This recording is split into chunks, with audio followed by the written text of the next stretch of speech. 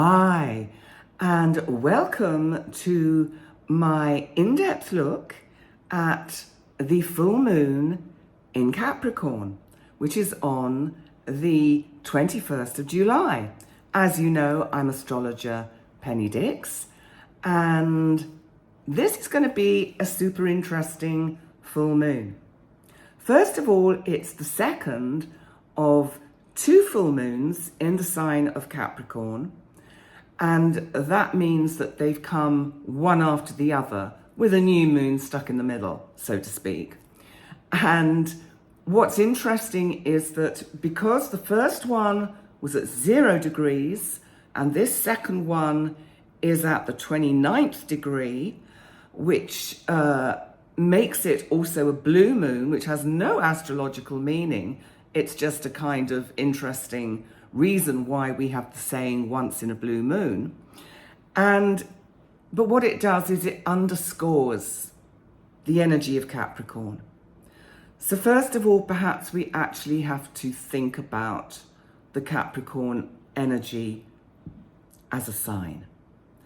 So let's have a think about this, because Capricorn is a cardinal sign, which means it's direct, it's assertive, it is decisive, it's an earth sign.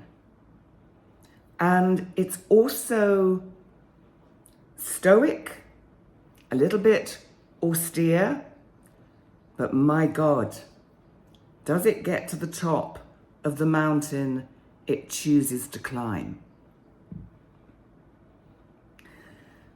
So Saturn, our outer planet, my big boy Saturn with the rings, Saturn rules Capricorn. Saturn asks us and invites us to slow down, to take our time. And so Capricorn also has this kind of quality of taking things one step at a time, one day at a time. And maybe that will be helpful in helping all of us navigate what could prove to be yet another dramatic astrological event following on the heels of the Mars-Uranus conjunction on the 15th of July. At this point, I'm going to get the inimitable Jerry to manifest our chart for the full moon in Capricorn. There we go. Thank you, Jerry. That's marvelous. So this full moon comes conjunct Pluto. Pluto is retrograde currently in Aquarius, and Pluto is at the 0 degree of Aquarius, therefore really emphasizing not only the energy of the full moon in Capricorn, but also the energy of Pluto in Aquarius. Pluto is about transformation. Pluto is about beginnings, endings. Pluto is the god of Hades. Pluto is Pluto takes us down into the depths of what can only really be described as a kind of hell that we sometimes only visit once or twice, thankfully, in our lives. Now Pluto, and I'm just going to say a little bit more about Pluto before I go on to describe the energy of this full moon. Pluto moves back into Capricorn on September the 2nd. So it's going to hover at this 0 degree of Aquarius for another couple of months. And what it does when it goes back into Capricorn, it's a little bit like it's visiting the crime scene after the forensic team has left. And Capricorn or Pluto could be seen as the cleaners, going in to clean up and hoover up the mess. You know, Capricorn is about government and governmental issues. Now, of course, on the date of recording this, the 16th of July, I am, of course, aware of what took place over the weekend and the attempted assassination of ex-President Donald Trump and the reverberations that will have, not just around the United States, but around the world. But I'm not going to go down that rabbit hole either. What I am going to do is stay with the astrology and the symbolism, because that is what empowers us, which is what Pluto wants us to do. It wants us to be empowered by what we're learning from its return into Capricorn. Because yes, it does want to tidy up what has been going on. It's as if Pluto is giving the world one last chance. I'm giving you this last chance, guys. Change. Get it right. I've given you the Mars-Uranus conjunct Algol in Taurus, the weekend of the 13th, 14th of July. If that wasn't a wake-up call with that attempted assassination, then what was? What else do I need to do to wake the planet up, to clean up its act? So there's no doubt we live in interesting times. So let's just come on, because Pluto doesn't go direct in Capricorn until the 12th of October. And then finally it has its historic move into Aquarius on the 20th of November. Now, let me come back to my notes for this, because we need to look at the energies of this. And of course, I can't remember whether I put the chart up. I think I did, but because I've started this video about 3 times, I can't remember. I hope it's there, because I've done 8 minutes and I don't particularly want to go back and start all over this again, because I'd like my voice to hold out. Because as you can hear, as I witter away, I'm losing my voice because I've got this kind of virusy thing that's going round, which could be the dreaded pandemic virus, or it might be something else. I don't know. Anyway, enough of that. Let's come back to the full moon, because, you know, I think it's interesting that this is such an austere sign. And I think that by the end of the month, when we get this full moon, and in the days following this full moon in Capricorn, this second full moon in Capricorn, we will begin, or be at the beginning of starting to see what needs to be stripped away and what needs to remain for the highest good of ourselves and the highest good of others. As the wonderful Pam Gregory says, and many others. And it's true, it has to be. If we are to move collectively into what is fondly called the new earth, or 5D reality, it has to be for the highest good of all and the highest good of others. But what else is going on in this full moon? Because it's interesting. Mars, of course, that's been conjunct Uranus and is still widely conjunct Uranus in this full moon configuration, even though it has just slipped in to the sign of Gemini, the communicative, sometimes overthinking sign of Gemini.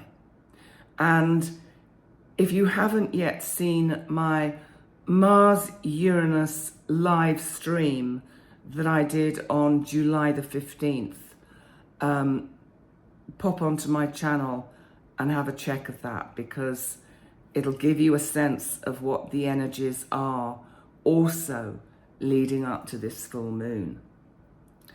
But Mars in this instance is actually making a very helpful trine to Pluto and the full moon. So from its rather erratic and dramatic linking up with Uranus in Taurus, we now have a little bit of the Gemini flexibility. Gemini is a mutable sign, so we have this flexibility.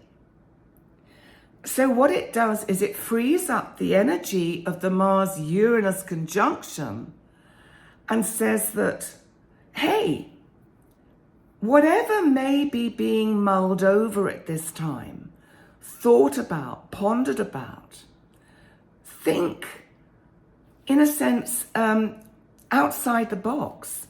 Get a bit of variety and flexibility into your thinking, because it feels as if it can really benefit all of us from this full moon if we use this Mars trine the full moon and Pluto to transform our thinking into assertive ideas and creative thoughts for the way forward. So I think also it means that unexpected or surprising events will also surround this full moon, and they will be shocking to some people. And it may be that there'll be a portion of society who won't feel very happy about this at all, or individuals in, say, personal situations, or about the changes that are being encouraged. And this could bring heated debate. Remember, Mars, fire, assertion, energy, aggression, Gemini, arguments. Think before you speak. Really important. So if we move on and look at the rest of the transits, the sun, remember the sun is our soul. It's our life force. It's the beating heart of our body. It's what keeps us going. And it's what lies at the center of our solar system. The sun is the heartbeat of the solar system. Now it's still in Cancer, and of course, literally the day after the full moon, it will move into the sign of Leo. At this point, it is still trining Neptune retrograde in Pisces. And Pisces, remember, is where we have felt a little bit full of confusion, illusion, even delusion. There's been too much kind of skullduggery around, not seeing things clearly. But the sun trining Neptune is suggesting through this full moon the promise of realized dreams through maybe shocking endings. Now Chiron our centaur, Chiron who holds almost, you could say, the wound of the cosmos, the deep psychic spiritual wound of the cosmos and of all of us on an individual level. Chiron is deeply wounded, and it's forming what is known as a T-square, so that's like this, to both the full moon in Capricorn and the sun in Cancer. Now Chiron, remember, is in Aries. So you've got this cardinal T-square.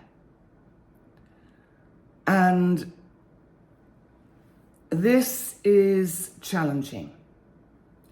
And it suggests that the healing required for what needs to be worked through with whatever is manifesting and completing and needs closure around this full moon.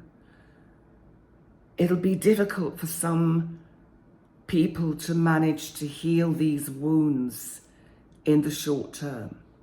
It may take a little longer. How will the planet fare with this energy? Because we know that the United States and the people and the Democrats are urging the current president to make way for a younger, more appropriate candidate. Now, what's interesting with this full moon is that it certainly suggests that a chain reaction already has begun from the recent Mars-Uranus conjunction in Taurus. And it may be that in the 2 weeks following this full moon, a difficult but necessary decision might be reached, or can finally be reached. Europe, I don't think, is out of the firing line. I think there may be events that will erupt around what I'm picking up is the Eurozone again, and the kind of Brussels and the Euro Parliament. And there may be issues that come up, whether it's heated debates in the European Parliament, or maybe the topic will be finally the recognition that we need to tighten security, borders, and our boundaries in Europe. But how will we fare personally? Well, you know, often with this kind of energy, it's as if overdue changes are often imposed on us by external events. Because sometimes we keep procrastinating and holding back from initiating and making necessary changes and decisions that would set us free from certain situations that do not serve us and do not serve another. And what happens in these instances, and remember, Capricorn is a cardinal sign. It's about initiation, action.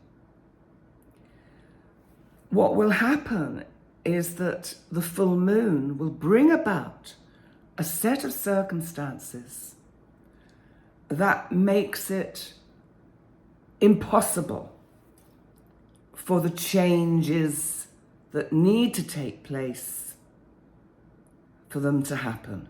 They have to take place.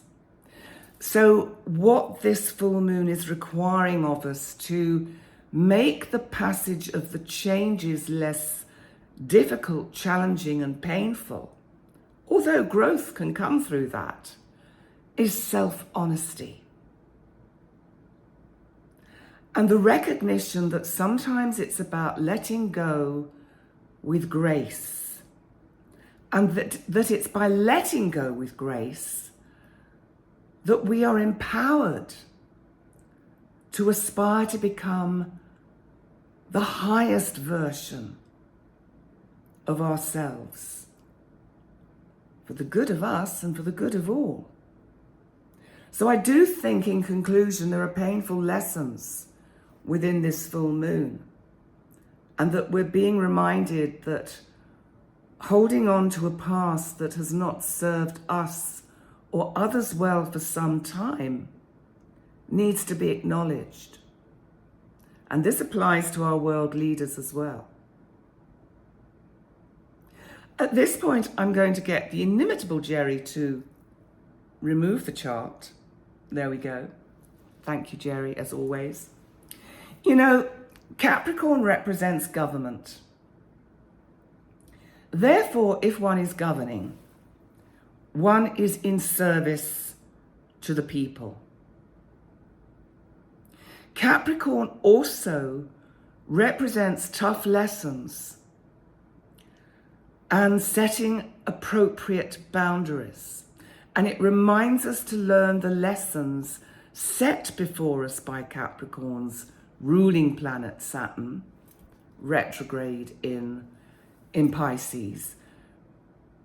Because, as I said earlier, if we do not do the work required by Saturn, then the cosmos will present external events, leaving us no choice but to grow and change.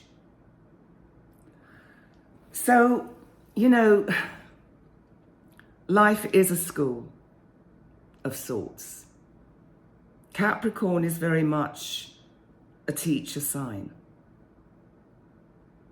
Never forget that the divine intelligence always has your back and never presents you or me or us with circumstances that we can't ultimately grow through and grow from. And on that note, I'll bring the full moon in Capricorn to a conclusion. Thank you so much for joining me for my look at this wonderful blue moon in Capricorn. Please remember, as always, to like, comment, and subscribe. Thank you to all of you who are joining me for the Astro Bites. That's brilliant that these are going down so well. And remember, bookings I'm not taking till September. You can go on the website and book from September, but I'm taking the summer off. And not only to get over, as you can hear, a virus that has attacked me or decided to lodge itself in my various tubes and places, but also, of course, to continue recovering from my back surgery. But thank you as always for all your support, and I look forward to seeing you next time. Bye for now.